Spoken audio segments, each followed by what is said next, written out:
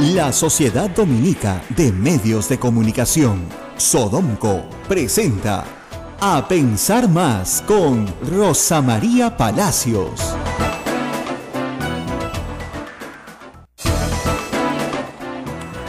Muy buenos días a todo el Perú, muy buenos días a nuestros oyentes aquí en Lima y en toda la red Sodomco. Soy Rosa María Palacios, me acompaña Ismael Soto. Muy buenos días, Ismael. Hola Rosa María, ¿qué tal amigos de todo el Perú? Bienvenidos. Efectivamente, la red Sodomco está en estos momentos al aire con este programa, A Pensar Más con Rosa María Palacios, con muchos temas para tratar este fin de semana. Qué Así cargado es. que está. Y tenemos un programa corto hoy día, como saben, hay festividades aquí en Santo Domingo, pero queremos empezar por reconocer lo que ha sucedido hace minutos.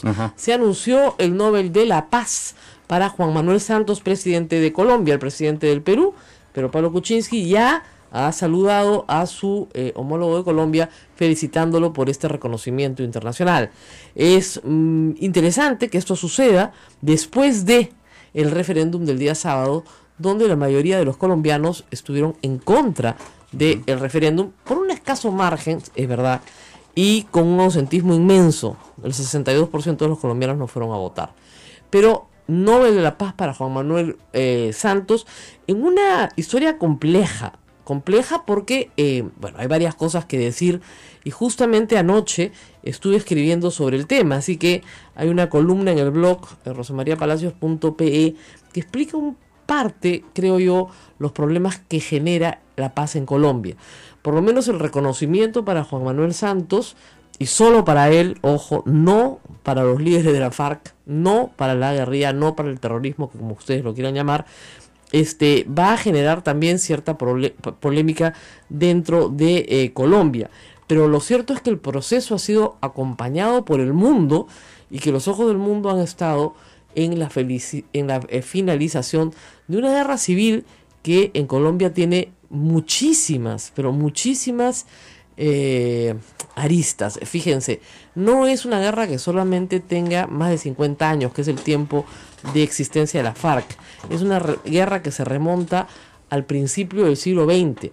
Colombia es un país que ha perdido mucha sangre, pero mucha sangre en guerras civiles internas durante casi todo el siglo XX, pero al mismo tiempo ha construido una institucionalidad paralela que le ha permitido traer prosperidad y desarrollo al país, siendo un país con instituciones firmes, un país con, en fin, con no solamente institucionalidad firme, sino con muchísimas otras bondades, ¿no? Claro, como una economía sana, etcétera, pero al mismo tiempo con una guerra permanente. Y con dolor, y con sed de justicia. Y con sed de verdad también, etcétera. Entonces, la mayoría del pueblo colombiano quiere paz. La minoría quiere continuar la guerra. Porque hay dos posiciones acá. O continúas la guerra o negocias la paz. ¿Y por qué tienes que negociar la paz? Porque lamentablemente para el Estado colombiano, el Estado no ha vencido a la FARC. Las Fuerzas Armadas Revolucionarias de Colombia, que tienen más de 50 años en el monte, controlan personal, controlan territorio, controlan armamento, controlan acciones terroristas, controlan narcotráfico, controlan ingresos, que no controla el Estado colombiano. Entonces, en ese equilibrio, ¿no es cierto?, se tiene que llegar a una paz negociada. Acá me preguntaba Ismael, ¿qué es la paz negociada y cosa de la paz impuesta? En función al artículo que había como es hijo de profesor de historia, le dije la Pax Romana. O sea, ¿qué pasa? La paz del vencido, ¿no es cierto?, es la paz que impone el vencedor. O sea, no hay negociación. O sea, si Alemania después de la Segunda Guerra Mundial quería tener ejército, eso simplemente sus aspiraciones no eran de relevancia. Si no quería ser partida en dos, tampoco. Si Japón quería no tener ejército, tampoco. O sea, los vencidos no imponen condiciones. Exacto. A lo más podrían ampliar, digamos, pedirlas, ¿no? Dicen que los japoneses se arrodillaron para pedirle a MacArthur que no les quitara la escritura ideográfica, porque querían ponerlos en escritura, todos en escritura la que nosotros tenemos, ¿no? En fin, algunas cosas humanitarias se conceden, por cierto, y gracias a la generosidad de los aliados se reconstruyó Europa y también el Japón, el Plan Marshall, por ejemplo, pero no es, digamos, la paz que exige el vencido, es la paz que impone el vencedor. ¿Y cómo lo impone? Y es interesante el ejemplo que pones al final de tu artículo en el tema de las bombas nucleares. Así es, ¿cómo termina la guerra de los aliados en Japón? Con 2 bombas atómicas. Es una decisión horrenda. Horrorosa. Pero en el debate Estados Unidos justifica esa acción, que es profundamente, digamos, desde el punto de vista de la moralidad inmoral, en que si los japoneses no se rendían y no se iban a rendir, porque sin ellas no se iban a rendir, la guerra iba a durar 5 años más, con miles de muertos más, tanto de los aliados como del mismo imperio japonés. Entonces, por lo tanto, a veces se toman decisiones muy difíciles para acabar con procesos, ¿no es cierto?, de guerra. Esa es una situación que en Colombia se está dando pero de manera distinta, y explico de nuevo, es una paz negociada. En el Perú, con los Sendero Luminoso, no existió paz negociada alguna, porque Sendero Luminoso fue vencido, los MRTA fueron vencidos en todos los planos, en el plano político, mediático, democrático, militar, policial, en todos los planos. Sus líderes han sido tratados como delincuentes, están metidos presos o están muertos. Entonces no hay ninguna condición. Abimael Guzmán pidió, vencido y rendido, ¿no es cierto?, un proceso de paz. Y le dijeron, ¿sabes qué? No, gracias, pues, porque no tienes nada que solicitar, ninguna condición que imponer. Reitero, más allá de las humanitarias, punto. Entonces, es muy diferente el proceso de paz negociada que la paz que impone el vencedor. Ahora, reitero, en Colombia hay un grupo muy pequeño que no quiere la paz negociada. Parece que en el Perú hay mucho más, ¿no es cierto?, que exigen que no haya paz, ¿no es cierto? Que hay intereses políticos. No, que los maten a todos hasta que muere el último. Sí, pues, pero resulta pues que no se puede, que serían 50 años más, no importa, 10 años más, ¿no? Que renuncie Santos, pedían a gritos. Y dice, ¿qué renuncia? ¿Cómo va a renunciar a Santos? Si es el presidente legítimo elegido por los colombianos. Y además, este asunto trae problemas jurídicos, porque el referéndum no es vinculante. Entonces, el proceso de paz ya está terminado desde el punto de vista de las obligaciones de las partes. Si a un grupo colombiano mayoritario esas condiciones negociadas no son de su agrado, pues Juan Manuel Santos va a tener que hilar fino para llevar a todos a la mesa de negociación de nuevo, lo cual va a ser bastante complicado. Bastante complicado. Yo no creo, sin embargo, que los líderes de la FARC regresen a Colombia. Esa es mi posición. Porque obviamente van a ser condenados por crímenes de lesa humanidad. Por lo tanto, permanecerán en Cuba hasta el fin de sus días, donde han sido en la práctica asilados durante el proceso de negociación, pero ya también durante todo el alto el juego. Bueno, vamos a otro tema, porque tenemos una llamada urgente desde Madre de Dios. Nos vamos a Madre de Dios por un tema interesante. La UTA es una enfermedad que es transmitida por un mosquito, es una enfermedad endémica en este caso, y estamos en comunicación telefónica con el coordinador de la Dirección Regional de Salud de Madre de Dios, el doctor Elvis Armando Rojas. Y es que no hay medicina, Rosa María, para el tratamiento de este mal. El problema es ese, la UTA necesita tratamiento, es una enfermedad endémica, su nombre conocido es la leishmaniosis, ¿no es cierto? Pero ustedes popularmente se le conoce como la UTA. Doctor, muy buenos días. Muy buenos días, ¿cómo están ustedes? Gracias por la invitación. Doctor, queríamos saber específicamente cuál es el problema, porque se trata de una enfermedad endémica previsible y que no haya una dotación de medicinas para tratar la UTA en la Dirección Regional de Salud de Madre de Dios. Parece, digamos, no le digo, una omisión casi negligente. ¿Qué ha pasado ahí? Bueno, hemos estado siendo dotados por el medicamento en una forma no muy regular, porque ha habido pues un problema de tipo nacional en donde no se pudo distribuir, o sea, no ha habido este medicamento a nivel nacional, pero se ha distribuido, ¿no? La distribución que tuvimos fueron más o menos de 16 ampollas, ¿no? Y bueno, viendo este tema, justamente me había entrevistado el día de anteayer con de acá de la Radio Madre de Dios, y también, bueno, tenemos ahora un ingreso nuevo de cibogluconato, ¿no? Ingresado nuevamente acá a la Dirección Madre de Dios con 8.000 ampollas. Entonces estamos en el tema de distribución, hoy día mismo se está distribuyendo esas ampollas, ¿no? Entonces pero, sí llegó, se atrasó, pero sí llegó. Tener en cuenta que esto es insuficiente para llegar hasta diciembre, ¿no? A ver, para tener claro un poco las cifras, doctor, ¿cuál es la dotación que ustedes requieren mensualmente de estas ampollas? es que, bueno, nosotros en realidad el requerimiento de las ampollas lo hacemos con un aproximado de casos, ¿no? Entonces, nosotros una vez diagnosticados los casos hacemos los requerimientos, ¿no? Pero más o menos tenemos un requerimiento casi de 10.000 a más o menos a 15.000 ampollas cada trimestre. Cada ¿no? semestre. Entonces tiene 10.000, el requerimiento es de 10.000 ampollas por semestre. Ya, entonces ahorita si le han dado 10.000 ampollas, tiene para cubrir el próximo semestre. Sí, por trimestre. Trimestre, ya. Entonces tiene para cubrir octubre, noviembre y diciembre. Aproximadamente, ya. ¿no? Pero ahorita, entonces lo que ha sucedido, como hemos tenido casos en espera de tratamiento, sí, en donde la cual pues prácticamente esta última dotación que nos han dado se va a ir básicamente en todos esos como son casi 150 tratamientos, en donde la cual la distribución que vamos a hacer hoy día pues prácticamente nos vamos a quedar pues también un poco ya sin medicamento, ¿no? Entonces no vamos a poder llegar hasta diciembre con esa cantidad, pues, ¿no? Doctor Rojas, una consulta. ¿Y cómo hacen para llevar adelante este tratamiento con esa carencia de la medicina? Lo que hacemos es, pues, nosotros coordinamos directamente con nivel nacional, pidiendo el requerimiento, ¿no? Para que nos puedan atender, ¿no? Porque ellos hacen también la compra nacional, ¿no? Hacen una compra y se distribuye en todas las regiones. Entonces, siempre somos una prioridad a nivel nacional y pues siempre ellos tratan de atendernos lo más pronto posible, ¿no? Y bueno, pero entonces, ¿cuál ha sido el problema, doctor? ¿Perdón? Entonces el problema ha sido un retraso de 3 días. Sí, un retraso. Sí, ha habido un retraso, pero como le digo, ya tenemos el medicamento. Bueno, muy bien, entonces es una historia de felicidad. O sea, usted había un atraso de unos días, usted recurrió a Radio Madre de Dios, inmediatamente se le ha surtido y esperemos que las autoridades del Ministerio de Salud sigan atendiendo enfermedades que son endémicas y que se tienen que tratar de inmediato con las dosis correspondientes de medicación.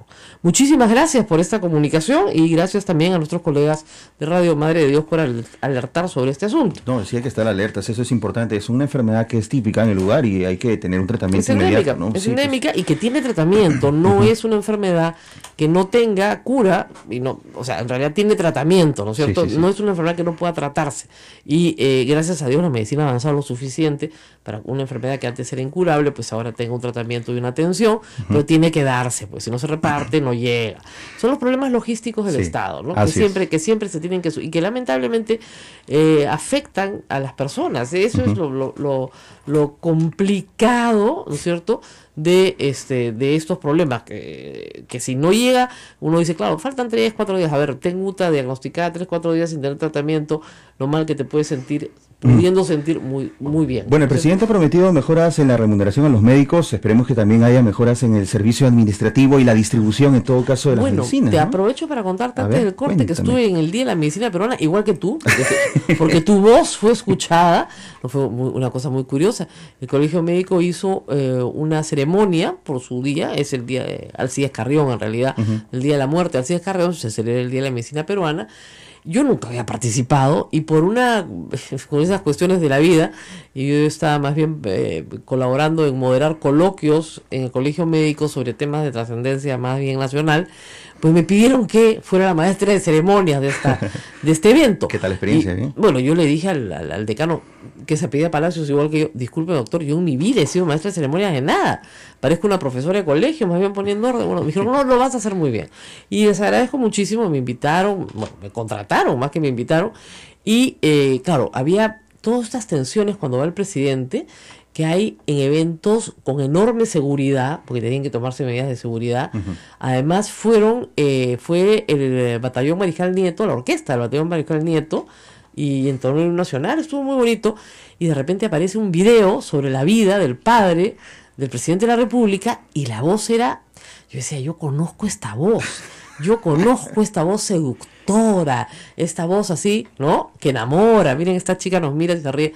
Sí, pues, ¿quién es? Y a la mañana siguiente me dice Ismael, la voz es mía. ¿Ya? Pero voz de documental así europeo, parecía la Deutsche Welle, ¿ya? Era una cosa, y de repente la voz de Ismael Soto narrando la vida de Maximum Kuczynski, ¿no? Y bueno, y la vida del presidente es muy interesante, porque la vida de su padre también es sumamente interesante. Y en 10 minutos se presentaron ciertas pinceladas de su biografía, pero sobre todo una lista muy larga de todos sus artículos, los publicados en el Perú, tiene muchos más publicados afuera, pero los publicados en el Perú en relación con enfermedades peruanas, sí, y sus observaciones de estas enfermedades en coautoría con otros médicos peruanos, ¿no? Y a veces solo también. Muy interesante. O sea, era un hombre con no solamente trabajo de campo, ¿no? Sino también producción bibliográfica, ¿no? Sí. De interés. Y el presidente, bueno, se emocionó, porque la verdad que se emocionó. Era la segunda vez que un presidente a uno de estos eventos, el último había sido Fernando Belaúnde Terry, para que te hagas una idea. Ahorita nomás. Ahorita, ayer, ¿no? Entonces, dicho sea de paso, hoy se celebra su cumpleaños, es el día del nacimiento del expresidente ya fallecido, que nació en el año 1912. Pero el presidente Kuczynski no había preparado un discurso, en realidad. Yo estaba parada detrás, por eso salgo en las fotos. Entonces, no había preparado un discurso, pero sí se emocionó mucho. Entonces contó cosas de su propia infancia que creo que poca gente conocía, ¿no? Y dijo, fíjense, la maravilla de haber hecho estas dos campañas, la del 2011 y la de ahora, es haber regresado a los sitios donde pasé mi niñez, ¿no es cierto? Porque no es que pasó la niñez en Iquitos, pasó la niñez en el leprosorio de San Pablo, que es mucho más adentro.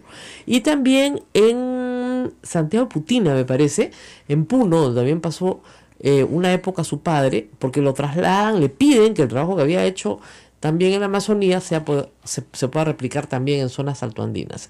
Entonces, contó eso, contó cómo su padre le daba un solo consejo: nunca te metas en política, hijo. Dios. Nunca haga lo que... Le digo, papá, quiero estudiar música. Bueno, no me importa que estudies música, pero por favor no te metas en política. Oye, hay que decir eso, el tema de la política era porque también no le había pasado muy bien a nivel político. No muy bien, claro, el padre ¿no? estuvo preso por ser amigo de La Torre. Compartir, fíjense cómo él hace la guerra a su hijo, ¿no? Qué increíble, pero por ser amigo de la Torre, el padre estuvo preso con todos los apristas acá, en lo que se llamaba entonces el Panóptico, que es ahora el Hotel Sheraton. Estuvo preso en esta cárcel durante 1 año, y según la narración salió famélico, ¿no? Y el padre, la madre, tomó a sus hijos, la madre era suiza, y se fue inmediatamente a Ginebra y los matriculó en una escuela allá. Kuczynski decía que habían vivido por todas partes y contó todas las casas alquiladas donde habían vivido, porque claro, su padre es un médico salubrista. En el Perú un padre médico salubrista gana poquísimo, ¿no? Y que gracias a que muere la abuela materna y heredan una platita, se pueden comprar una casa en Miraflores. Y el público arrancó a aplaudir, porque claro, esa es la vida de todos los que estaban ahí, ¿no? No se trata de vivir indignamente, pero sí hay estrechez. Y luego contó cómo su padre, gracias a la amistad que tenía con un peruano, les consigue una beca de estudios en Oxford a sus 2 hijos y los mandan en un barco. Su madre estaba muy mal y muere poco después. Ellos se van internos a un colegio en Oxford, donde todavía en el año 53, dice, y todavía había racionamiento de la posguerra. Claro. Entonces la comida era poca, ¿no? Parece que el hambre era mucha, ¿no? Y ahí es donde decide estudiar música y el papá le dice, estudia lo que quieras, pero por favor no te metas a la política. Y se lo volvió a decir, ¿no? Pero contó cosas muy divertidas, ¿eh? Como que regresó de Oxford, ¿no? Muy ilusionado, después de hacer estudios de economía también, y se fue en el año 63 al Banco Central de Reserva, ¿no? Y le preguntó al portero, que después supo cómo se llamaba, Maguiña, con quién podía hablar, que era un joven peruano que había estudiado afuera, quería servir en el Perú. Y dijeron, pase, ¿no? Entonces habló con un director y le dijo, mire, joven, nosotros no queremos ideas nuevas. O sea, nada de novedades, no nos ven. Entonces, claro, él lleno de ideas nuevas, dijo, ¿qué hago acá? Y se fue al Banco Mundial. Luego regresa por pedido de Fernando Schwab, lo contó, que era amigo también, creo que de su padre o de él, regresa como gerente del BCR y se queda ahí hasta el año 68, donde viene el golpe. Y contó una anécdota de Velasco, divertidísima, llamándolo por teléfono a él y diciéndole, oiga señor, ¿dónde está la plata? ¿Ah, sí? Ah, bueno, increpándolo. Te la cuento después de la pausa porque el cuento es buenazo. Ya regresamos. Volvemos. Ya regresamos.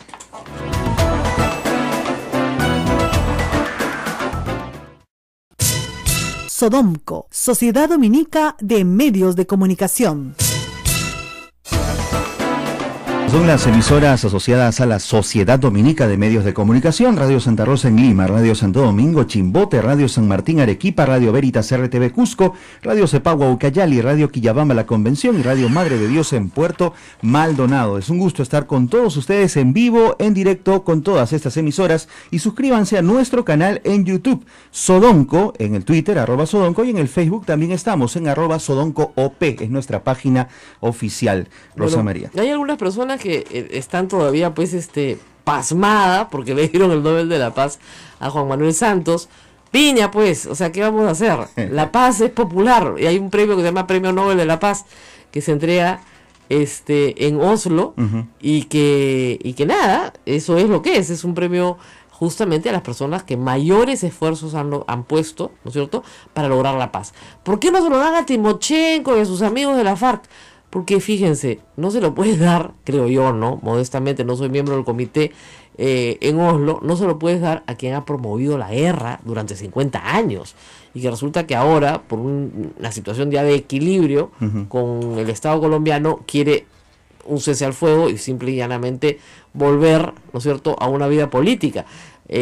No se puede, pues me parece imposible y sería seguramente sublevante para millones de colombianos. Pero estuvo planteado, ¿ah? Sí, seguramente, pero han dicho no. Este no es el caso, ¿no? No, pues. Hay otros casos en que sí, cuando dos estados que han estado en guerra negocian la paz, ¿no es cierto? Que también ha pasado, hay estados que negocian la paz, ¿no? Los acuerdos, no sé, entre Israel y Egipto, por ejemplo, ¿no? Sí. O Palestina, que les dieron a los dos el premio Nobel de la Paz. Tienes dos estados, esto es diferente, ¿no es cierto? Me están preguntando acá, José Alejandro Godoy dice, ahora van a decirles caviares a los miembros del comité de Oslo que entregan el Nobel. Y Lucho Davelú me dice, oye, ¿qué? Y digo, son caviares, pero no te has enterado, caviarazos. ¿Ya? Ay, me hace una gracia, pero de verdad es un premio que lo que deja constancia es de que ha habido una atención mundial, ¿no es cierto?, al proceso de paz en Colombia. Un país, reitero, que tiene una guerra civil hace 100 años. Este grupo es de hace 50, pero hay otros grupos anteriores. Y este grupo no es el único que sobrevive, porque sobrevive todavía, falta negociar la paz con otros grupos. Así y hay otros grupos con los cuales ya se negoció, como el M-19. O sea, hay una experiencia de negociación de paz en el caso colombiano, que no es la nuestra, por cierto. Pero bueno, también tenemos otras noticias y nos vamos a trasladar a lo que va a suceder el día domingo. El día domingo 9 de octubre es el Día Mundial de la Salud Mental. Esto de los días a veces parece un poco tonto, pero para lo que sirve justamente es para poner en agenda un tema que normalmente pasa desapercibido.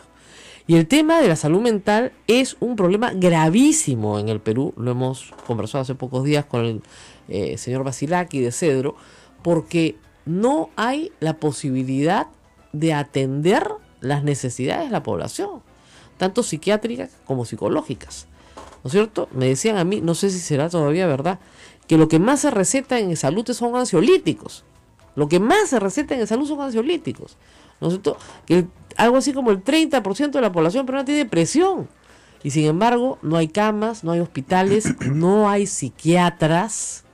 300 psiquiatras para todo el Perú en ejercicio es nada, para 30 millones de habitantes, ¿no es cierto? Y psicólogos hay un poco más, pero también no están repartidos homogéneamente en el territorio nacional. Para hablar de estos temas, estamos con el doctor Elmer Salas Asensios, decano del Colegio de Psicólogos de Lima. Muchísimas gracias por estar con nosotros. Buenos días a todos. Bueno, hablemos un poco de números, doctor. ¿Cuántos psicólogos hay en ejercicio en el Perú? Primero, de repente es necesario esclarecer que el Día Mundial de la Salud Mental es el día 10. Ah, bueno, disculpen, no hay ningún problema. Es un día como el domingo 9, pero igual podemos celebrarlo desde hoy. Desde hoy y todos los días del año. Así es. Porque el tema de la salud mental es un tema prioritario que debe comprometer las políticas de salud necesariamente. Muy bien. Ahora, ¿cuántos psicólogos en ejercicio tenemos? Bueno, tenemos nosotros, en realidad tenemos 26.800 psicólogos colegiados. En todo el Perú. En todo el Perú. Pero fíjese, para 30 millones de Pero habitantes. de estos, ¿Ya? aproximadamente el 70% están en Lima. Exactamente, es el primer problema, mal repartidos. Sí, claro, mal repartidos. A pesar de que se están abriendo programas de formación para psicólogos en diversas ciudades, sin embargo son insuficientes. Hay que hacer que sean atractivas las condiciones de vida en otras ciudades del Perú que lo son, ¿no?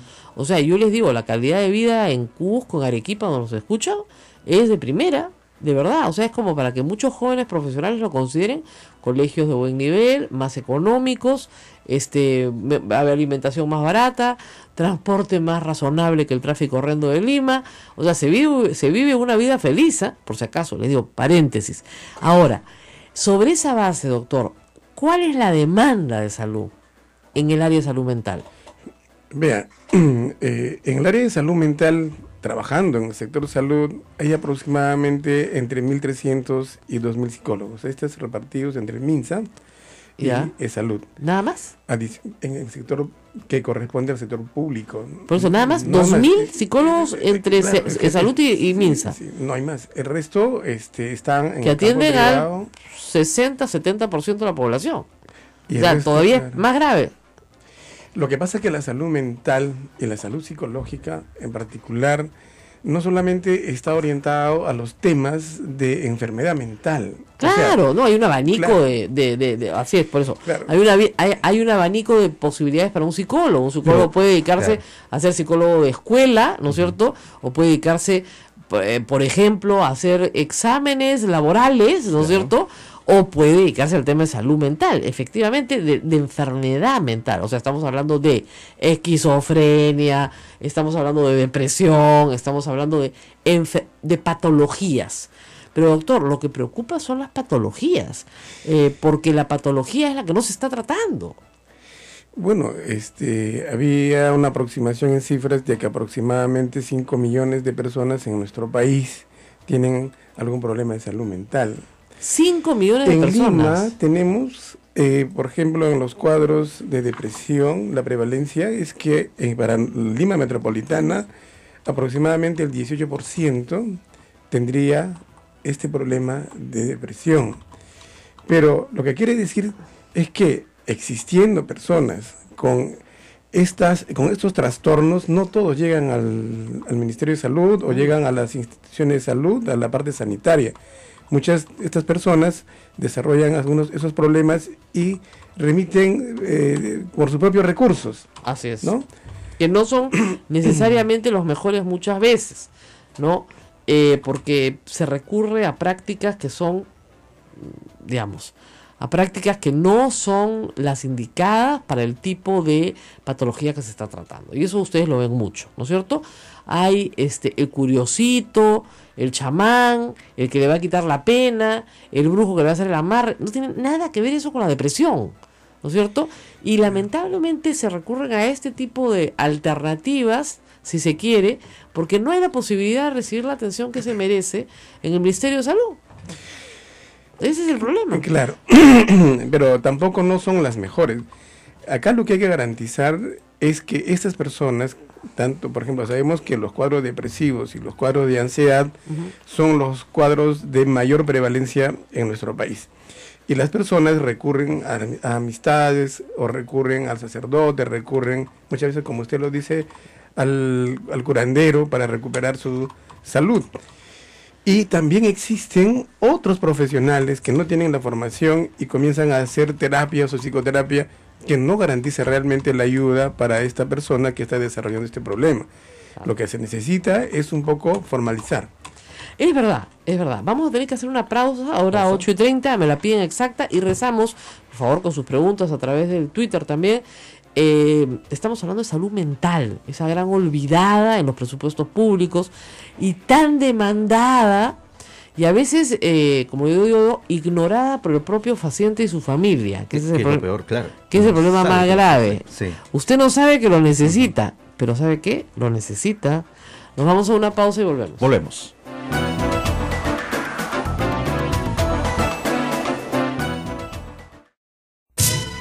Sodomco, Sociedad Dominica de Medios de Comunicación.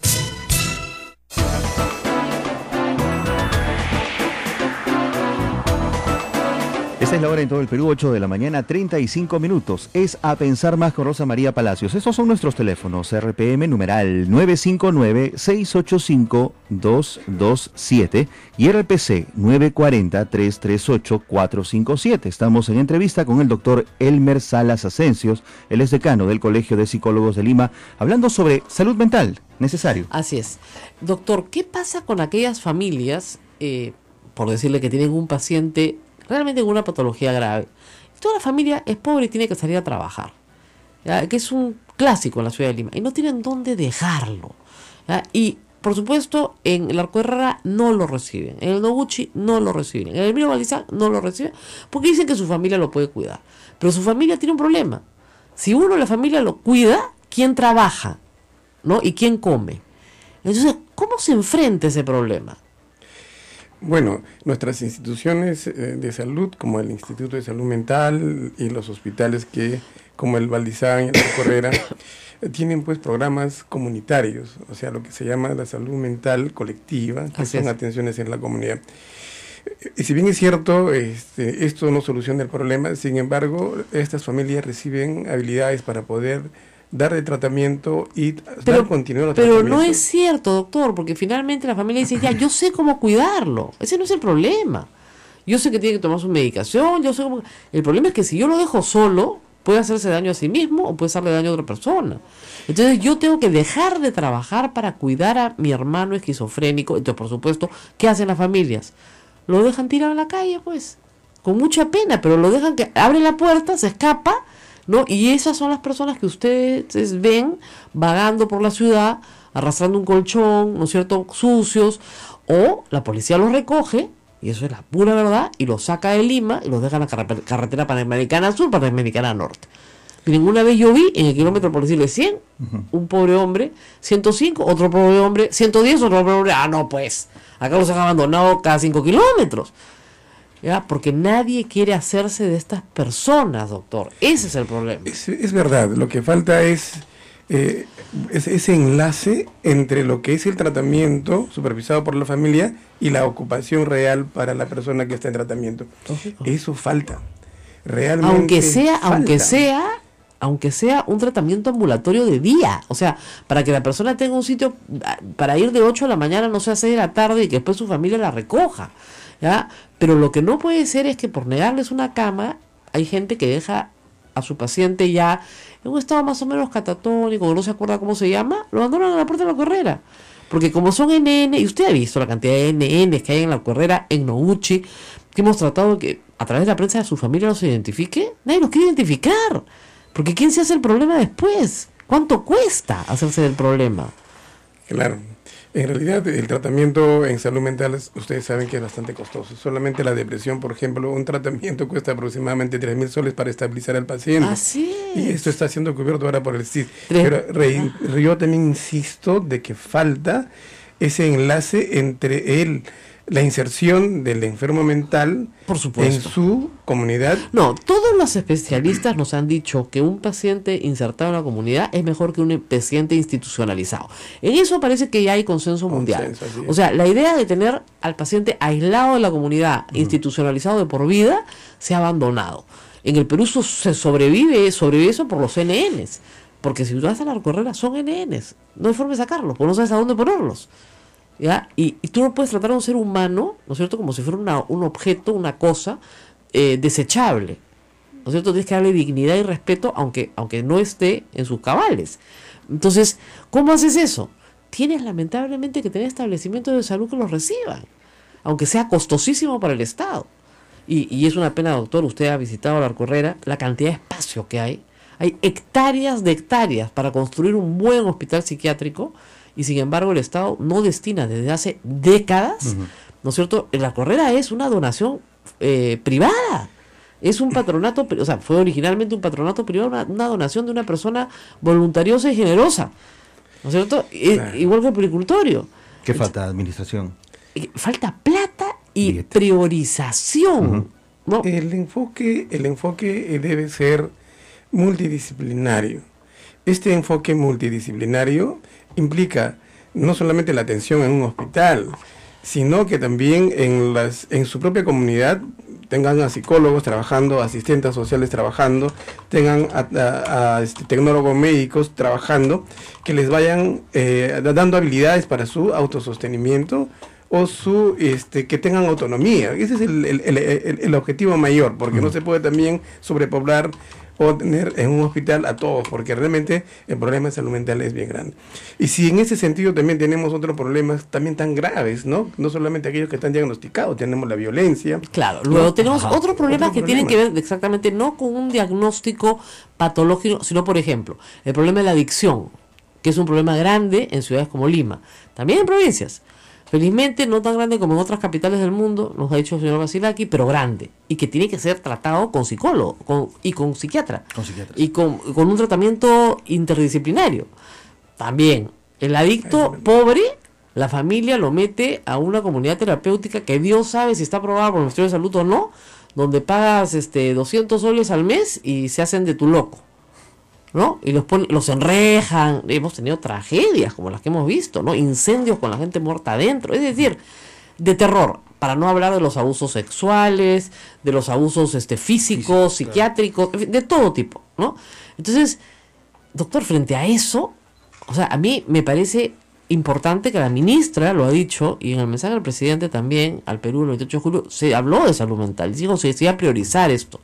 Pero es importante que en el presupuesto público para el año 2018, 2019, 2020 comience a haber, ¿no es cierto?, una partida especial para mejorar, ¿no es cierto?, la calidad de vida de pacientes que se atienden en el sector público, y que todos aquellos que no se atienden, porque siempre había el prejuicio, ¿no?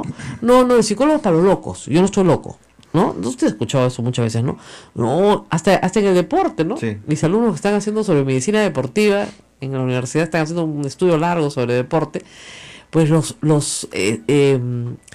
sabes que el IPD tiene un psicólogo para que los deportistas de alta competencia lo vean cada 6 meses. El doctor se está riendo. ¿De verdad, doctor? ¿Qué puede hacer un psicólogo deportivo viendo a un deportista cada 6 meses? ¿En qué lo puede ayudar? ¿No? Entonces, y tenemos testimonios de esto. Es increíble, ¿no? Medicina deportiva necesita psicólogo deportivo. Ya, bueno, tampoco se atiende. El IPD tiene, pero la atención pues es mínima en comparación de la necesidad. Claro. Igual, el Ministerio de Salud tiene, pero la comparación es mínima, y además mucha gente en el Perú, sobre todo los estratos más pobres, que no ha estado acostumbrada a recibir tratamiento psicológico, lo considera una pérdida de tiempo. Ese doctor no cura, no da medicamentos, te habla, nomás te habla y quiere que le cuentes tus sentimientos, que está contando tus cosas a un desconocido. Usted le ha pasado, ¿no? Muchas veces, doctor. Pero bueno, es verdad, ¿no? Todavía existen esas creencias que se han ido transmitiendo, que piensan que solamente los que ya tienen un problema en el brote sintomatológico tienen que ir al psicólogo. No. Y que el psicólogo, porque no medica, no va a ayudar. Eso es mentira, ¿no? ¿Por qué? Porque en cualquier enfermedad, inclusive la depresión, cuadros ansiosos, cuadros de ataque de pánico en su primera fase, puede tener una contención con medicación, pero el tratamiento es psicológico. ¿Por qué? Es porque hay una alteración en 2 componentes centrales de los sujetos, como son sus emociones, sus sentimientos, que no le permite pues interactuar bien. Así es. Entonces, lo que hay que dar a la gente en los minutos finales son algunas pautas de alerta, ¿no? Que me parece muy importante, ¿no? Cuando una persona debe decir, o yo, o algún familiar directo, mis hijos, todos nos preocupamos por los hijos, mi esposo, mi mamá, mi papá, mi hermano, yo creo que necesita hablar con un psicólogo. ¿Cuándo? ¿En qué momentos uno debe decir, sí, no, o yo debería hablar con un psicólogo? ¿Cuándo? Por ejemplo, en los niños, cuando repentinamente, cuando tienen un comportamiento normal y cambian, por ejemplo, hay niños que se deprimen y se vuelven muy agresivos, inquietos, perturbadores. Cambios dramáticos de la conducta. Cambios, que no son, digamos, de la etapa del desarrollo, porque es la pubertad, que no corresponde a la etapa del desarrollo. De un día para otro, su hijo quiere un angelito, señora, o por ejemplo, no quiere comer, o come en exceso, todo el día come por la ansiedad, o el deporte que le encantaba lo odia, se come las uñas, o de repente la niña, que era una niña promedio, se vuelve la primera de la clase, ¿no? Es perfecta, y se adelgaza. Está entrando en una anorexia brutal. Esa es típica, primera de la clase con anorexia. ¿Ya? Entonces, sí. Eso es en niños. En adultos, doctor, ¿qué es lo que debe llamar la atención? De repente un poco en adolescentes, ¿no? En adolescentes, cuando comenzamos a recibir quejas, cuando los padres son convocados por los docentes, cuando nos informan que están faltando, o cuando repentinamente no quieren ir al colegio, claro, porque muchas veces un problema de bullying, de la violencia entre iguales, hace que estos no quieran ir al colegio. Así es, deserción escolar, etcétera. Comienzan a aparecer también problemas de consumo de drogas, por ejemplo, el chico que viene con los ojos rojos, comienza a llegar tarde, comienza a tener amigotes, y los amigos que tenían, claro, los cambian. Y hay que decir una cosa, la represión pura no funciona, porque el papá dice, te lo voy a castigar. Claro, funcionan los premios y los castigos, por supuesto, todo incentivo, ¿no es cierto?, funciona, positivo o negativo, pero hay momentos en que sí, hay que llevar a alguien a decir, ¿sabes qué? Vas a hablar con alguien distinto a mí, para que tú puedas sacar tu problema y resolverlo, ¿no? Y en los adultos hay que estar alerta también. ¿Qué adultos? Sobre en qué todo casos? En la convivencia, ¿ya? Estamos, por ejemplo, viviendo en pareja, o tenemos hermanos, tenemos padres que de un momento se vuelven muy impulsivos, explosivos, o se aíslan, comienzan a hablar de cosas catastróficas, o son personas también que comienzan a hacer diversas actividades en forma compulsiva, que no es parte de su rutina, de su desarrollo. No, por ejemplo, personas que comienzan a hablar de su muerte todo el tiempo. Así es. Ojo. Pero no solamente en adultos mayores, o sea, en todo, gente joven. No, sí, porque sí, cuando yo me muera, pero perdón, tú no te vas a ver, sí, todo el tiempo hablando de su muerte. Esa persona necesita hablar con alguien, porque puede estar pasando por una fase de depresión muy grave, ¿no? O personas que comienzan a deshacerse de sus bienes. Te regalo mi ropa, de verdad, comienzan a regalar sus cositas, gente pobre o gente rica, llévate para ti mi televisor. ¿Por qué estás regalando tus cosas? No, yo ya las voy a necesitar.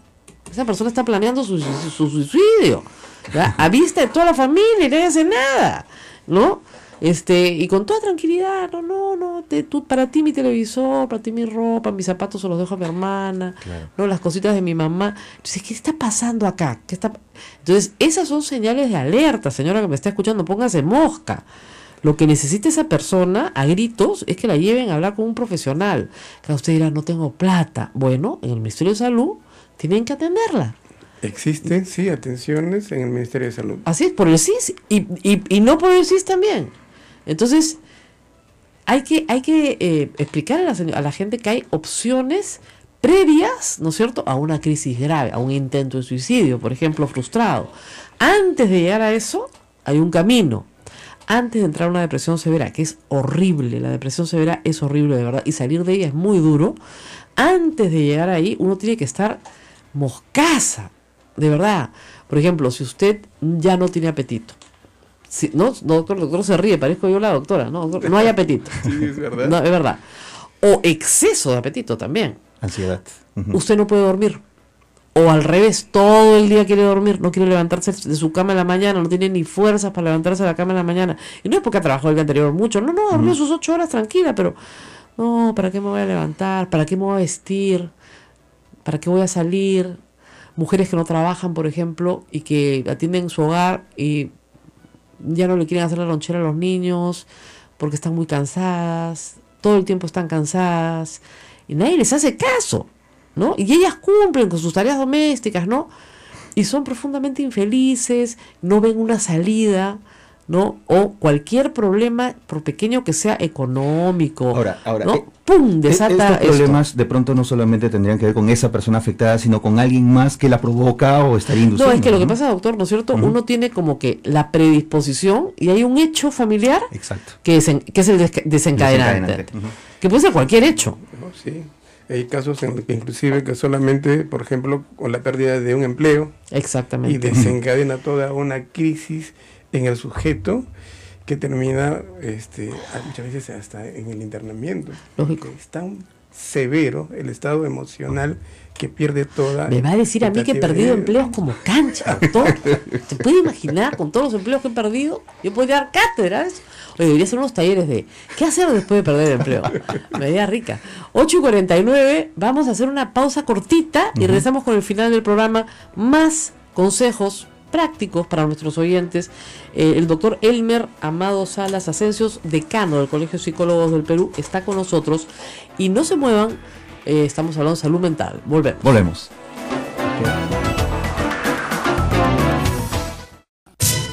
Sodomco, Sociedad Dominica de Medios de Comunicación.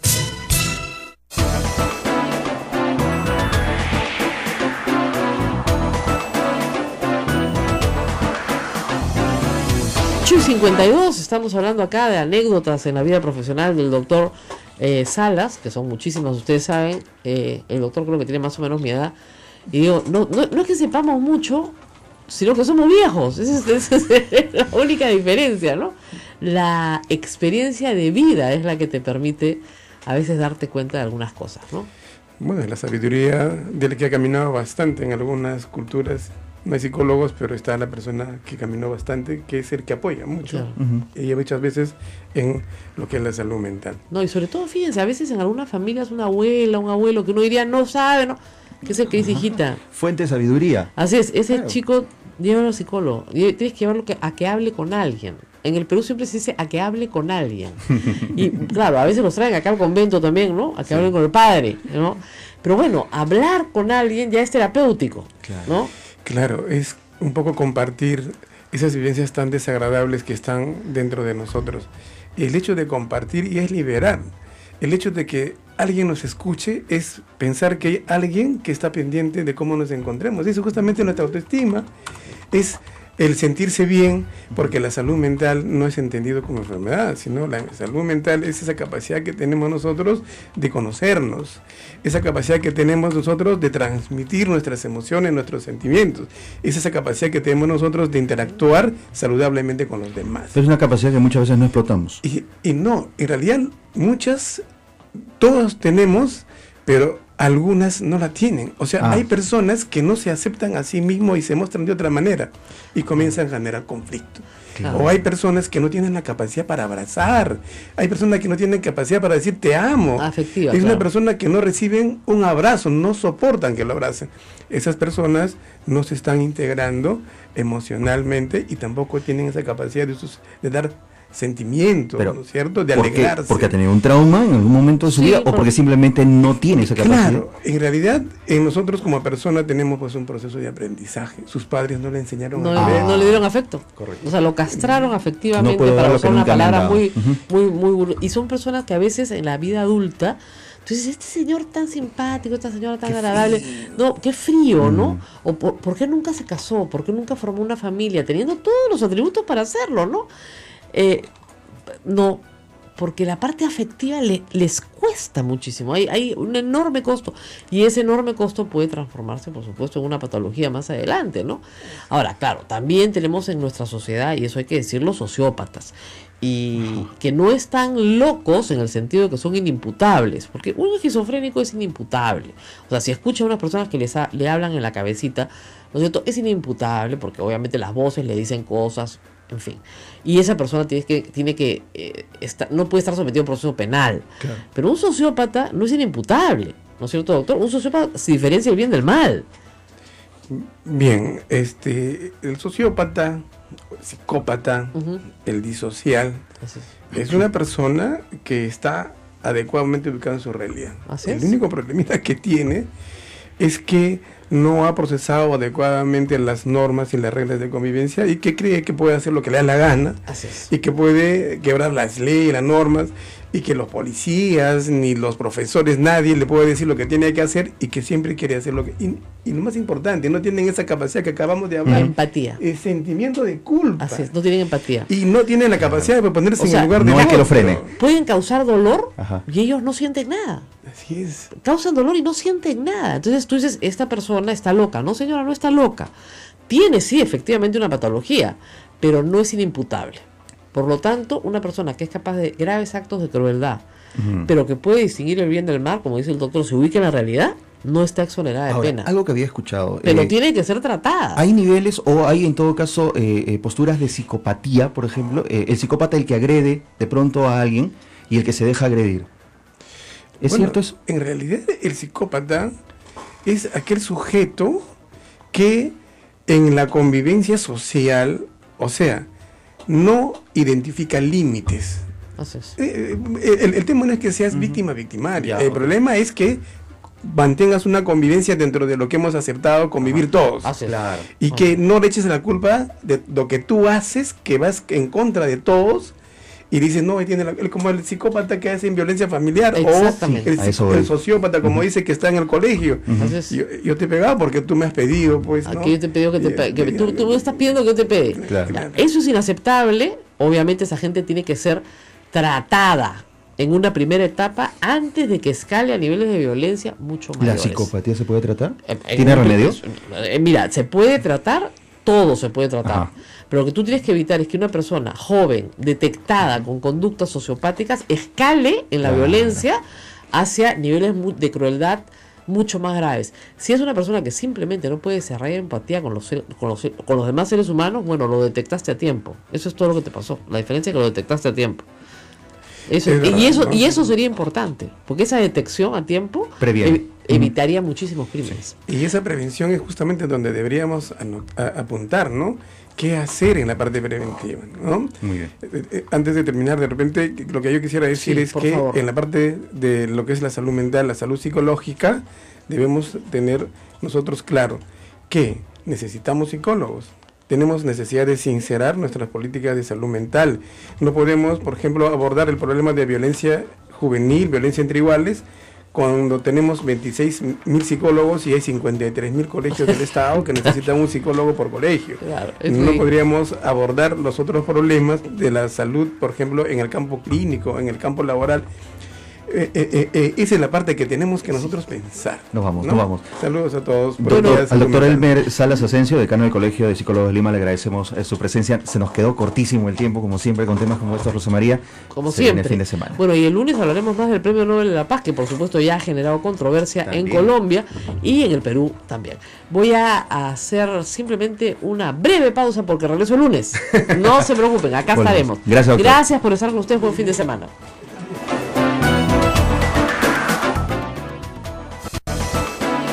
Hasta aquí, A Pensar Más con Rosa María Palacios. Este programa fue producido por la Sociedad Dominica de Medios de Comunicación, Sodomco.